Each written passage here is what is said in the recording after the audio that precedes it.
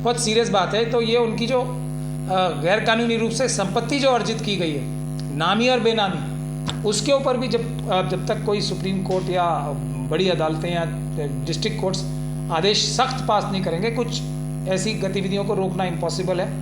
और दूसरा, जहाँ तक विपक्ष का सवाल है, विपक्ष के लोगों को सड़कों पे आना पड़ेगा। अब कोई प्रेस कॉन्फ्रेंस करने से, गोष्ठियाँ करने से बंद कमरों में कुछ होने वाला नहीं है, बिल्कुल नहीं होने वाला। सड़कों पे आके अदालतों की भी मदद करनी पड़ेगी और ईमानदार अफसरों की भी मदद करनी पड़ेगी, ताकि ईमानदार अफसर जो हैं बेईमान अफसरों पे हावी हो सकें। अभी तो बेईमान अफसर ईमानदार अफसरों पे हर जगह हावी हैं। मुझे बड़ी दुख होती है कि ईमानदार अफसर कैसे घुट घुट के अपनी ज़िंदगी काट रहे होंगे, चाहे वो पुलिस के ईमानदार अफसर हो या देश में जो दूसरे सरकारी अधिकारी हों। अभी तो ऐसा हो गया है कि जो भी ईमानदार व्यक्ति है उसकी तो सज़ा ही होती है, उसको मतलब उसको हर तरीके से परेशान ही किया जाता है। तो ऑपोजिशन की पॉलिटिकल पार्टीज़ की ये भी जिम्मेदारी है कि आंदोलन करें और ईमानदार अफसरों की भी, ईमानदार जजेस की भी रक्षा करें, ताकि वो बहादुरी से अपने काम करें। सीबीआई ने भी एक एफआईआर दर्ज की है अपने खुद लॉ ऑफिसर के खिलाफ, अपने एक अधिकारी के खिलाफ, पुलिस ऑफिसर के खिलाफ, और एक जो फाइनेंस मिनिस्ट्री में एक और ऑफिसर के खिलाफ, जिसके ऊपर ये इल्ज़ाम है कि वो सीबीआई की जो इन्वेस्टिगेशन है और जो ईडी की इन्वेस्टिगेशन है उसमें मैनिपुलेशन करने के लिए, उसमें जोड़ तोड़ करके रिश्वत मांग रहे थे कि हम इसमें जोड़ तोड़ करके तुम्हारी मदद करा देंगे, एक शिकायतकर्ता को। वो आज एक एफआईआर दर्ज की है सीबीआई ने। तो वो बहुत महत्वपूर्ण एफआईआर है। अगर उसका ईमानदारी से इन्वेस्टिगेशन होगी तो बहुत बात जो है वो बहुत दूर तक जाने वाली है, जिसमें कुछ जजेस का भी नाम आ सकता है, मेरा ऐसा मानना है। सीजेआई संजीव खन्ना ने कहा है कि यूपी में जो हो रहा है वो गलत है। हर रोज सिविल मुकदमे को आपराधिक मामलों में बदला जा रहा है। यूपी पुलिस पर कोर्ट इससे पहले भी टिप्पणियां कर चुका है। आप कैसे देखते हैं?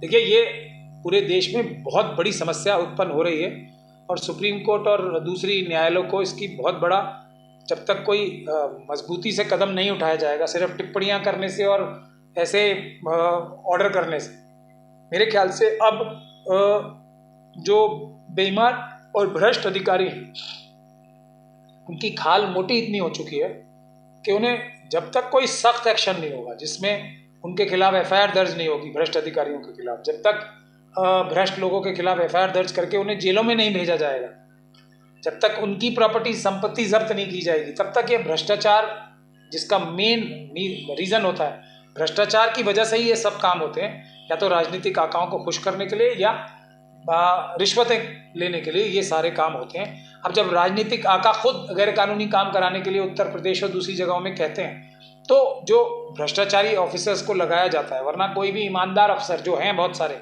यूपी पुलिस में भी हैं और देश भर में ईमानदार अफसर हैं बहुत सारे, उनको जो है ऐसी पोस्टिंग्स पे रखा जाता है जो जिन्हें ड्राई कहा जाता है, जो ज़्यादा फील्ड वर्क नहीं होता, क्योंकि वो ईमानदार लोग हैं। गलत बात, गैर संवैधानिक बात किसी की नहीं सुनेंगे, चाहे वो चीफ मिनिस्टर हो या प्राइम मिनिस्टर हो। तो जो भी भ्रष्ट अधिकारी होते हैं उनको ऐसे महत्वपूर्ण पद दिए जाते हैं और वो जाके अपना पहला काम क्या करते हैं, जिनका ज़मीर ही नहीं है, जो संविधान के विरुद्ध जाके काम कर रहे हैं, वो तो पैसे चुराने का ही काम करेंगे। तो अगर ईमानदार अफसरों को सुप्रीम कोर्ट इस बात को तय करेगी कि क्या इस तरीके से कोई जजमेंट पास की जाएगी कि जो लोग ड्राई पोस्टिंग्स पे या नॉन इफेक्टिव पोस्टिंग्स पे लगा रखे हैं उनको मेन जो महत्वपूर्ण पद है उनको दिया जाए, तो देश की व्यवस्था बहुत तेज़ी से सुधार होगा। हमारे ईमानदार लोग संभाल लेंगे सब, ये सारे मुश्किल हालात में भी ईमानदार अफसर, ईमानदार पुलिस ऑफिसर सब चीज़ संभाल लेंगे, लेकिन ऐसा नहीं हो रहा। तो उसका नतीजा है आज सीबीआई ने भी एक एफआईआर दर्ज की है अपने खुद लॉ ऑफिसर के खिलाफ, अपने एक अधिकारी के खिलाफ, पुलिस ऑफिसर के खिलाफ, और एक जो फाइनेंस मिनिस्ट्री में एक और ऑफिसर के खिलाफ, जिसके ऊपर ये इल्ज़ाम है कि वो सीबीआई की जो इन्वेस्टिगेशन है और जो ईडी की इन्वेस्टिगेशन है उसमें मैनिपुलेशन करने के लिए, उसमें जोड़ तोड़ करके रिश्वत मांग रहे थे कि हम इसमें जोड़ तोड़ करके तुम्हारी मदद करा देंगे, एक शिकायतकर्ता को। वो आज एक एफआईआर दर्ज की है सीबीआई ने। तो वो बहुत महत्वपूर्ण एफआईआर है। अगर उसका ईमानदारी से इन्वेस्टिगेशन होगी तो बहुत बात जो है वो बहुत दूर तक जाने वाली है, जिसमें कुछ जजेस का भी नाम आ सकता है, मेरा ऐसा मानना है। यूपी पुलिस की कार्यप्रणाली पर विपक्ष के नेता भी सवाल उठा रहे हैं। कई बार अखिलेश यादव ने भी सवाल खड़े किए हैं। होली ईद पर भी कई बयान सामने आए थे, आप कैसे देखते हैं? देखिए, सवाल उठाने से और ये टिप्पणियां करने से और बिल्कुल ही ऐसे आदेश पारित करने से जिनका दंश अधिकारियों को ना लगे, भ्रष्ट अधिकारियों को, मेरे ख्याल से कुछ ज़्यादा फर्क पड़ने नहीं वाला। मैं भी बता ही चुका हूँ आपको कि वो इतने ज़्यादा मोटी खाल वाले हो चुके हैं और इतने ज़्यादा पैसे कमा चुके हैं और कमा रहे हैं कि उन्हें अगर नौकरी भी उनकी छिन जाए तो फ़र्क नहीं पड़ता। तो ये बहुत सीरियस बात है। तो ये उनकी जो गैर कानूनी रूप से संपत्ति जो अर्जित की गई है, नामी और बेनामी, उसके ऊपर भी जब तक कोई सुप्रीम कोर्ट या बड़ी अदालतें या डिस्ट्रिक्ट कोर्ट्स आदेश सख्त पास नहीं करेंगे, कुछ ऐसी गतिविधियों को रोकना इम्पॉसिबल है। और दूसरा, जहाँ तक विपक्ष का सवाल है, विपक्ष के लोगों को सड़कों पे आना पड़ेगा। अब कोई प्रेस कॉन्फ्रेंस करने से, गोष्ठियाँ करने से बंद कमरों में कुछ होने वाला नहीं है, बिल्कुल नहीं होने वाला। सड़कों पे आके अदालतों की भी मदद करनी पड़ेगी और ईमानदार अफसरों की भी मदद करनी पड़ेगी, ताकि ईमानदार अफसर जो हैं बेईमान अफसरों पे हावी हो सकें। अभी तो बेईमान अफसर ईमानदार अफसरों पे हर जगह हावी हैं। मुझे बड़ी दुख होती है कि ईमानदार अफसर कैसे घुट घुट के अपनी ज़िंदगी काट रहे होंगे, चाहे वो पुलिस के ईमानदार अफसर हो या देश में जो दूसरे सरकारी अधिकारी हों। अभी तो ऐसा हो गया है कि जो भी ईमानदार व्यक्ति है उसकी तो सज़ा ही होती है, उसको मतलब उसको हर तरीके से परेशान ही किया जाता है। तो ऑपोजिशन के पॉलिटिकल पार्टीज़ की ये भी जिम्मेदारी है कि आंदोलन करें और ईमानदार अफसरों की भी, ईमानदार जजेस की भी रक्षा करें, ताकि वो बहादुरी से अपने काम कर सकें। अलीगढ़ की छात्रा हेमा कश्यप का जाति प्रमाण पत्र सिर पर दुपट्टा रखने के कारण 3 बार रिजेक्ट हुआ। जाति प्रमाण पत्र समय से नहीं मिलने के कारण छात्रा नीट की परीक्षा नहीं दे पाई और उसकी साल भर की मेहनत तबाह हो गई। लेखपाल ने उसे मुस्लिम समझा। हेमा ने तहसीलदार से शिकायत की और डीएम से न्याय की मांग की है। इस पर आपकी क्या प्रतिक्रिया? देखिए, मैं तो इसमें साफ साफ कहता हूँ कि अगर उसे मुस्लिम ना भी समझा जाता तो उससे कोई फर्क नहीं पड़ता। वो तो शेड्यूल कास्ट कम्युनिटी की आती है ना, वो जो बच्ची है। अभी एक और खबर आज मैं पढ़ रहा हूँ कि किसी शेड्यूल कास्ट कम्युनिटी के बच्चे ने आलू काट दिए, तो वो खाना ही नहीं बना। वहाँ पे जो कुक थे उन्होंने खाना बनाने से मना कर दिया। इस देश में सबसे ज़्यादा प्रताड़ना अगर किसी की हो रही है, मुसलमानों से कहीं ज़्यादा, तो वो शेड्यूल कास्ट और शेड्यूल ट्राइब के लोगों की और उनकी महिलाओं की हो रही है। उसके बाद मुसलमानों का नंबर आता है और दूसरे माइनॉरिटीज़ का नंबर आता है और उसके बाद ओबीसी का नंबर आता है। इस हकीकत को हमें सबको समझ लेना चाहिए और हमारी सबकी सबसे बड़ी जिम्मेदारी है कि शेड्यूल कास्ट और शेड्यूल ट्राइब की हिफाजत के लिए हम सब बहुजन के जो लोग हैं, जो 90% से भी ज़्यादा हैं, महिलाएं भी तो एक तरीके से अगर देखा जाए तो प्रताड़ित ही हैं। वो भी तो ढोल गंवार शूद्र पशु नारी, ये सब ताड़न के अधिकारी में महिलाएं भी तो हैं। तो इसलिए हमारी संख्या तो मेरे ख्याल से 94-95% है देश में जो अम्बेडकरवादी हैं, जो संविधानवादी लोग हैं।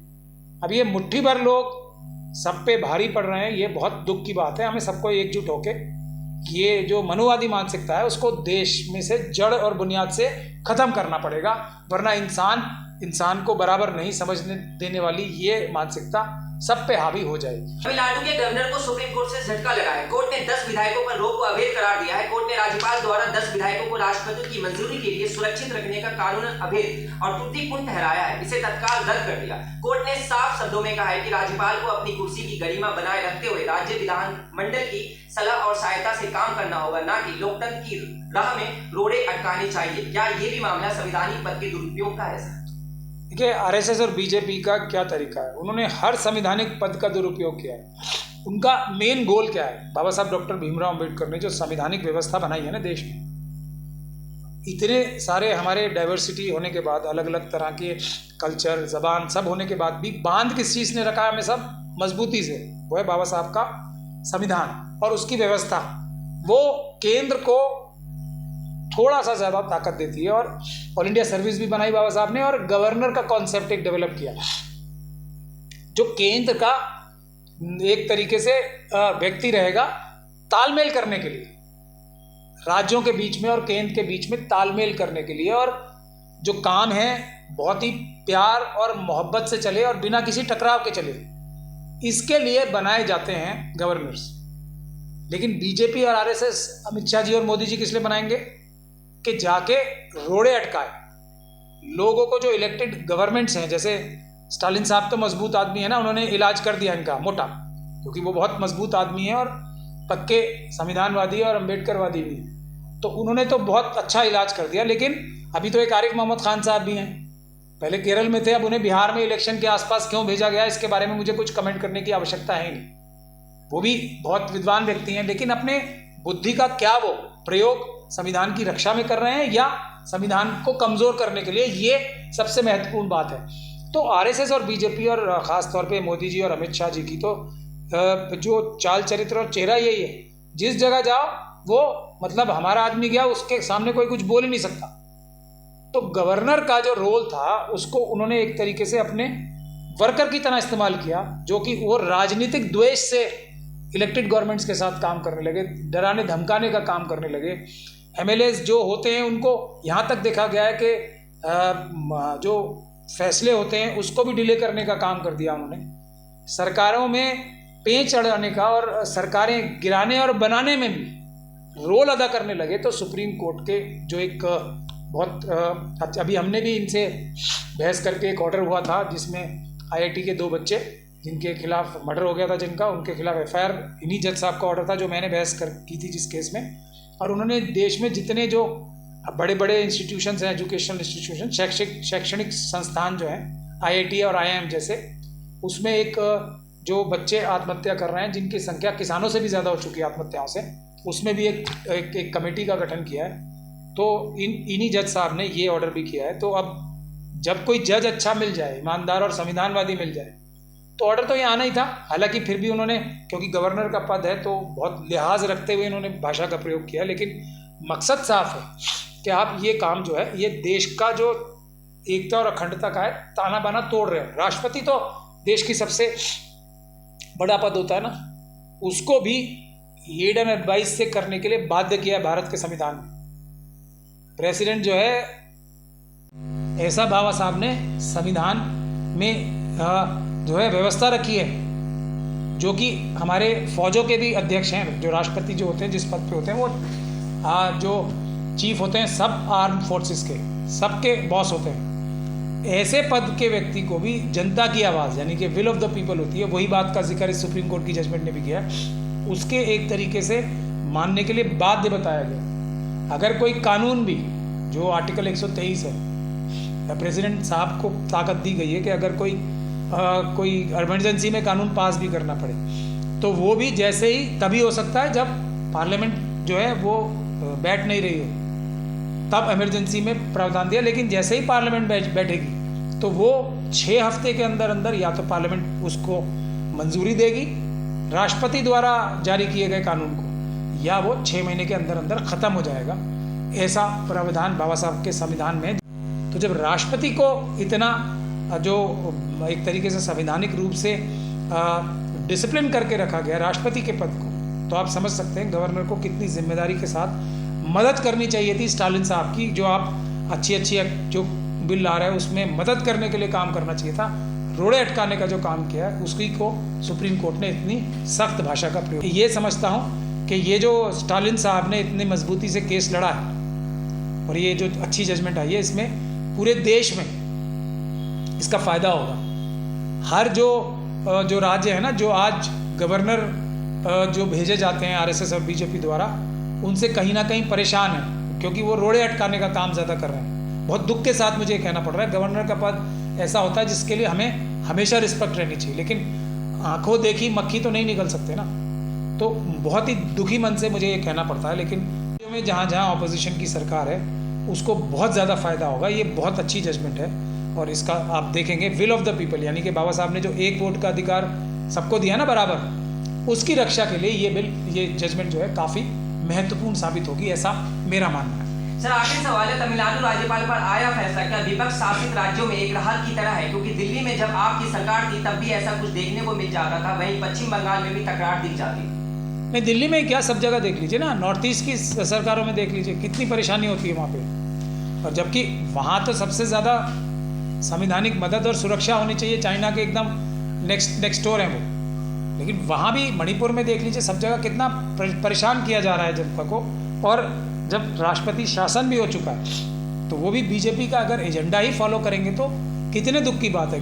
गवर्नर तो एकदम से न्यूट्रल, जैसे कोई जज बन जाता है तो वो एकदम संविधान के अनुरूप कार्य करेगा, फिर वो किसी भी, तो वो तो उसका उल्टा ही हो रहा है ना। तो मैंने अभी भी बताया आपको कि इससे बहुत बड़ी राहत भी मिलेगी और डेमोक्रेसी को मजबूत करने के लिए ऑपोजिशन के जितने भी चीफ मिनिस्टर हैं उनकी मजबूती बहुत आएगी। और ये सबको मिलके स्टालिन साहब का धन्यवाद भी करना चाहिए कि उन्होंने इतनी मजबूती से ये केस लड़ा और इसमें पूरे देश को फ़ायदा हुआ, सब ऑपोजिशन के जो चीफ मिनिस्टर हैं, जो राज्य सरकारें हैं, उसको फ़ायदा हुआ, बल्कि देश के संविधान को मजबूत करने के लिए भी बहुत बड़ा फ़ायदा होगा। तो स्टालिन साहब एक सबसे मजबूत और सबसे जो जिनको देशभक्ति का भी अगर मापदंड हो तो उसमें उनका नंबर जो है अभी सबसे ऊपर है मेरे ख्याल से।